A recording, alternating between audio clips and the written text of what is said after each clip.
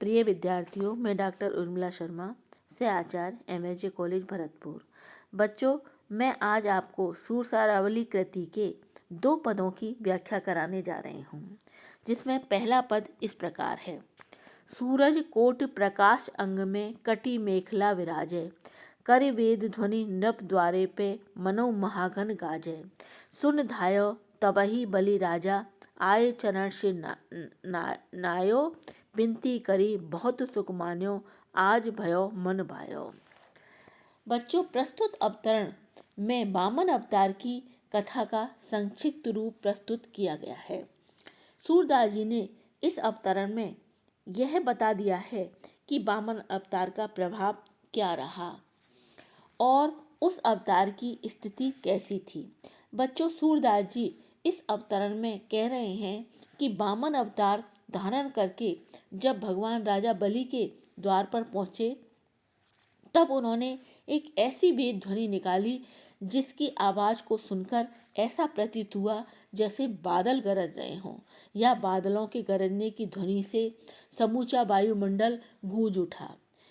वेद ध्वनि की उस गर्जना को सुनकर राजा बलि अपने महल के दरवाजे पर दौड़ते हुए आ गए। आते ही उन्होंने देखा कि वहाँ ब्राह्मण वेशधारी भगवान के रूप में एक व्यक्ति खड़ा है।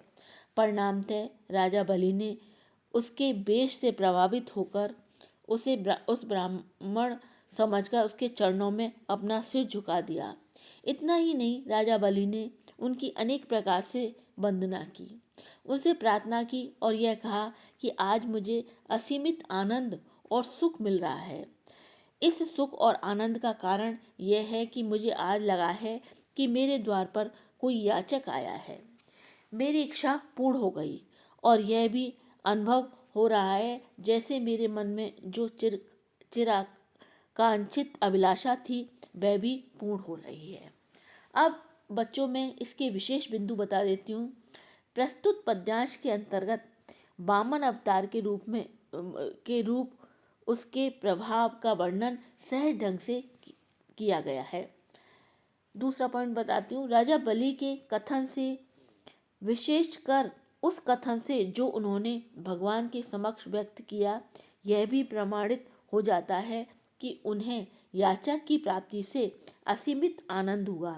यह आनंद इस बात का सूचक था कि जैसे वे बहुत समय से किसी एक याचक की प्रतीक्षा में थे, जिसके दर्शन मात्र से उन्हें आनंद प्राप्त हो। तीसरा पॉइंट बताती हूँ।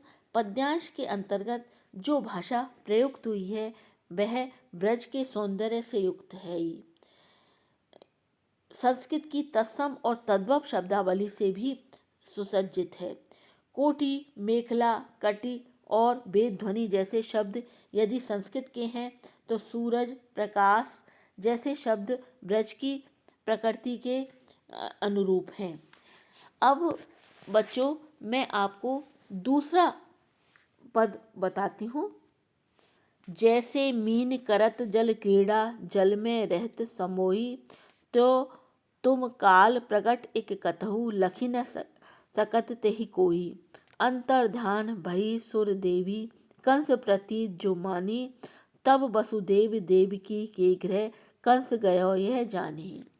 बच्चों, इस काव्यांश में कृष्ण अवतार लीला को प्रारंभ करने से पूर्ण नित्य विहार का गुणगान किया गया है। साथ ही यह भी संकेत कर दिया है कि सुरदेवी ने कंस को यह सूचना दे दी थी कि उसका काल जन्म लेने वाला है। कवि सूरदास जी कह रहे हैं कि जिस प्रकार जल में निमग्न मछली जल में ही क्रीड़ा करती रहती है किंतु लोग उसे देख नहीं पाते हैं, उसी प्रकार सुरदेवी ने कंस को यह सूचना दे दी कि तेरा काल प्रकट हो गया है, किंतु तू उस काल को देख नहीं पाएगा। इतना कहकर सुरदेवी अंतर्धान हो गई।